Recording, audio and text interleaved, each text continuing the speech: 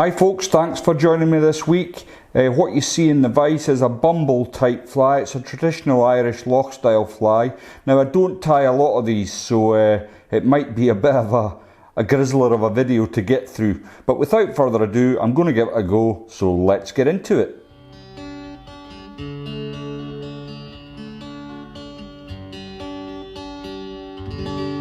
So in the vise is a Hanak H230 barbless hook. This one's at size 8, and as you can see, it's a medium wire hook in black nickel. The thread I'm going to be using today is the Veevus. It's E04, and it's at 8/0, and as you can see, it's a red thread. Now I've already pre-waxed my thread to save a little bit of time and try and keep this video from going over to about an hour, which is how long it generally takes me to tie this type of fly. It's a guilty pleasure. I tied one the other week and somebody asked me to show how I do it, so I thought I'd give it a go. But it isn't my usual bag, so it might take me a little while. So I've just removed the thread, my waist end of thread, and I'm going to add in my tailing section. And what I'm using is some of this golden pheasant. It's been dyed Sunburst, and it was kindly sent to me by James Gardner. He's a great pal. I don't speak to him often enough, but he very generously sent me some of this. So I'm going to take approximately, well exactly, not approximately, exactly 2 plumes. And as you can see, it's got a lovely bend, and I want to capture them fibres in. And the tail should protrude approximately 2 centimetres past the bend of the hook. So I'm just going to catch that in, like so. And I'll get my fingers out of the way so I can see how it's sitting. And that looks okay. Now, in order to preserve the width of the hook, I'm going to cut my waist here so that I can use that to keep my body nice and even on the way up. Doesn't need to be neat going up. And about halfway back, I'm going to stop and I'm going to tie in my wire rib. And what I'm using this time round is some fine wire. It's from Danvilles, and as you can see, it's a gold wire. I've got some here that I've been using earlier, so I'll just catch that in. And catching it in on the way down just means you're keeping the bulk down slightly. So all the way to where the tail starts. And then next I'm going to add my dubbing. Now what I'm using is this box of dubbing with no label. Yep, it's my usual. I've had it for years and years and the label's come off, but I think it's a Davy Wooten dubbing, and it's like a seal's fur substitute, and I'm going to use this light olive one here. I've already taken a little bit out of the packet, and before I attempt to dub that onto the thread, I'm going to be using some of the premium tacky wax from Vineyards, and I'll just add that. Just makes it easy. For seal's fur, this stuff's superb. It just helps you along the way. So I'm going to grab the pinch and then start to work it onto the thread.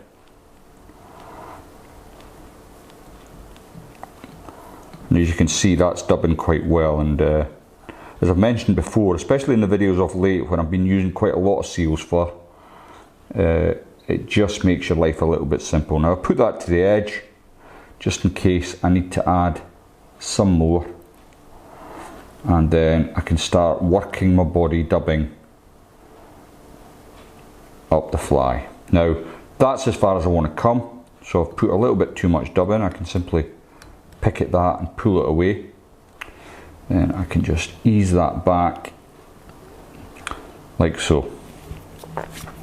Now I do want that to scruff out a little bit, not maybe as much as that bit at the front, but generally that should do the job.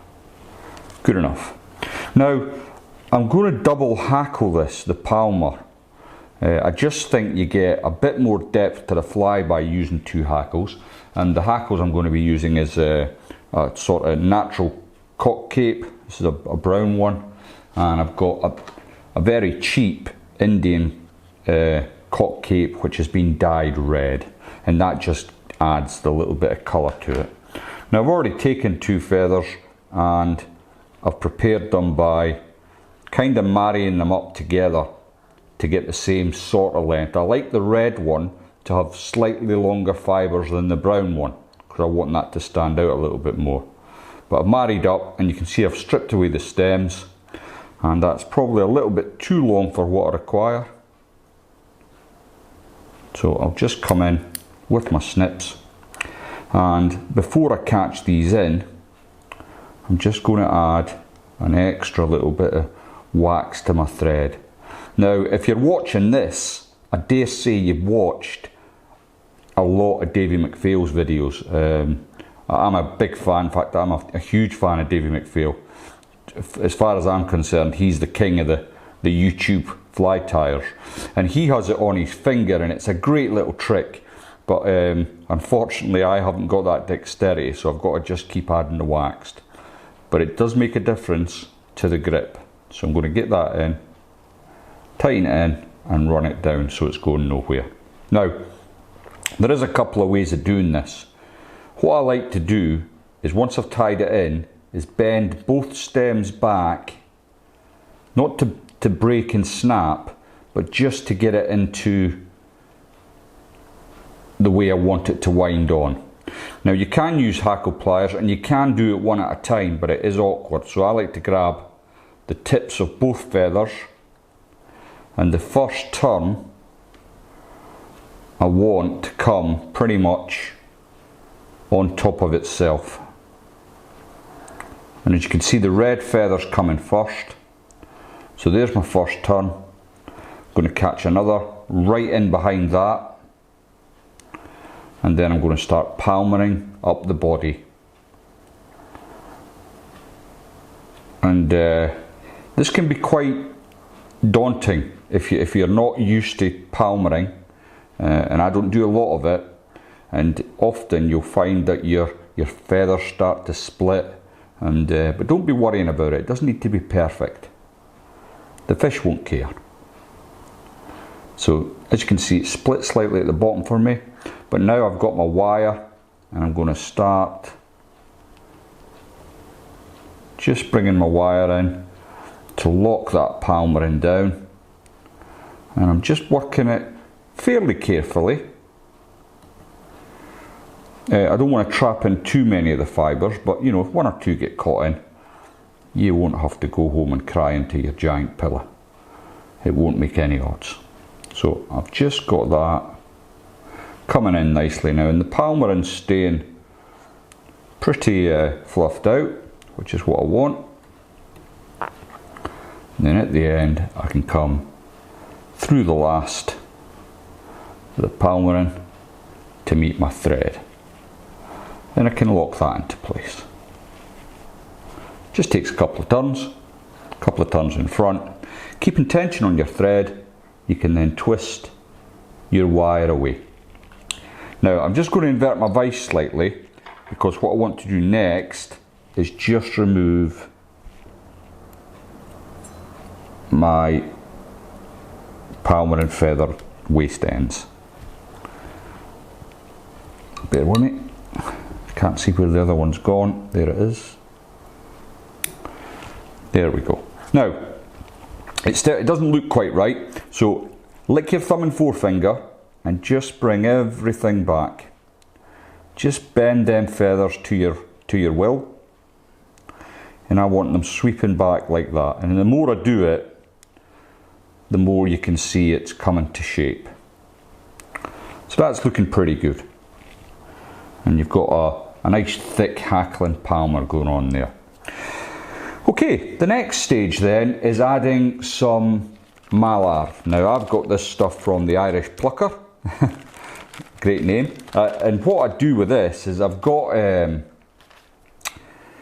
the bag you get lots of big feathers. They're really good actually, but I don't want big feathers for this, so I've picked this little feather out. I'm just going to get rid of the rubbish off it.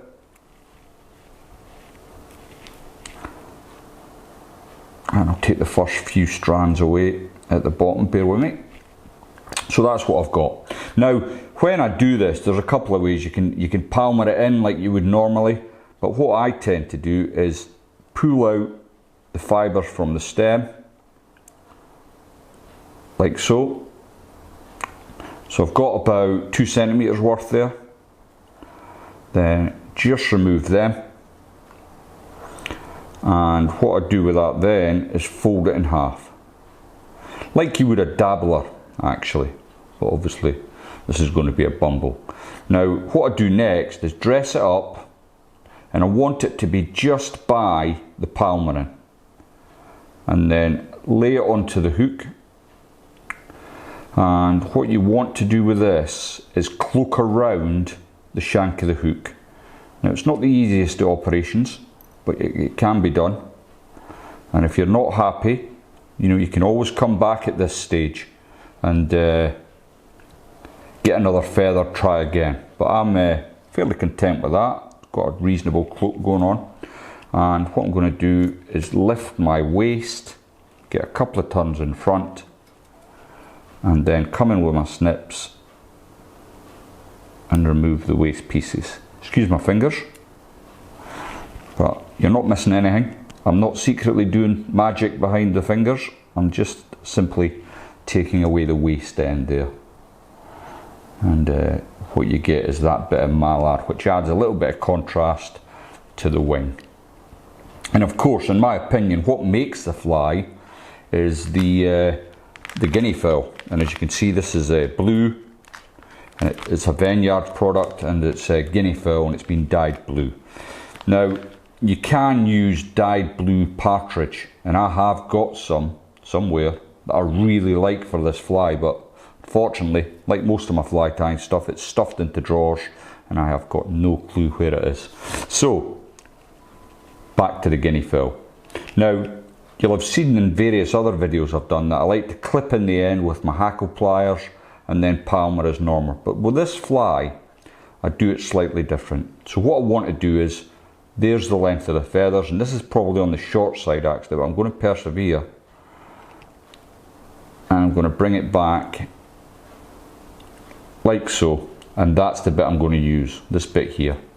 And I want to tie it in at the bottom of the stem. Now, the reason I'm doing it like this is because with guinea fowl, as you go down the stem, it gets a bit thicker, and I don't want to tie it in like that. So I want to get this nice thin stalk caught on, and I'll just do that now once I've added a little bit of wax.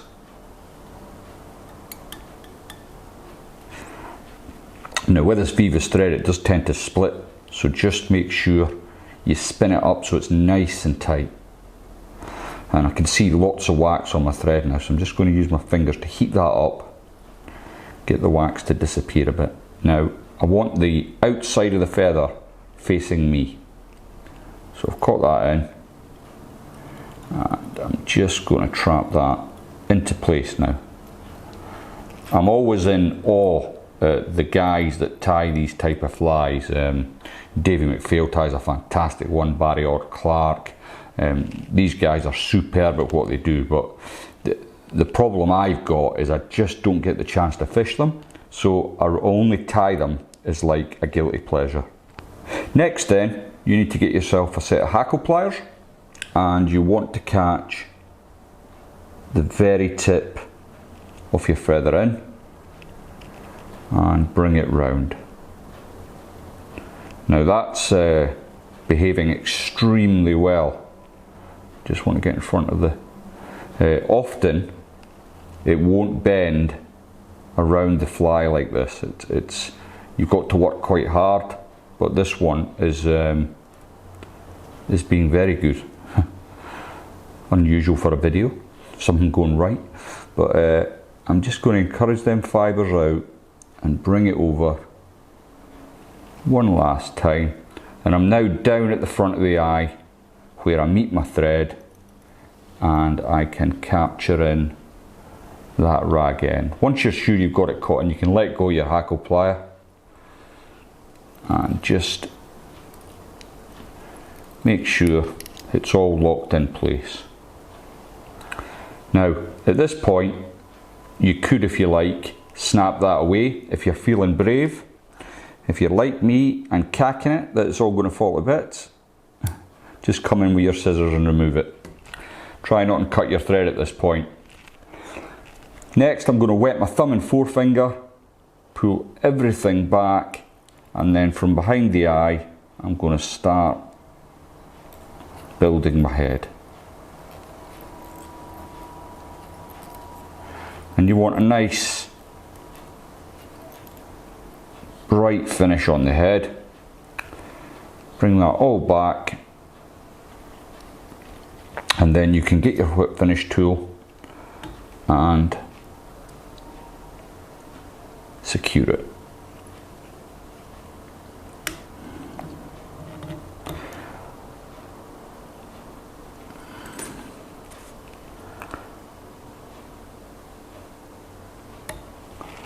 Now, to save a bit of time, because I know the video's stretching on a bit, I'm going to jump start to the finish. So all I'm going to do now is speed up the video with me completing the head. So I'm using Solaris Bone Dry Cure, and I've got my little brush. Here I go.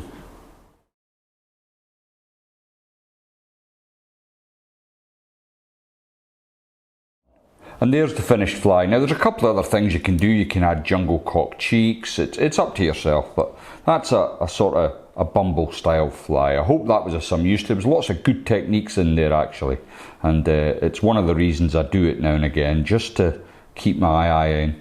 But if you can do this sort of thing, you can then apply it to different types of flies. So thanks very much for watching. I hope you enjoyed it. If you haven't subscribed to the channel, please think about clicking the subscribe button, and I'll see you all next time.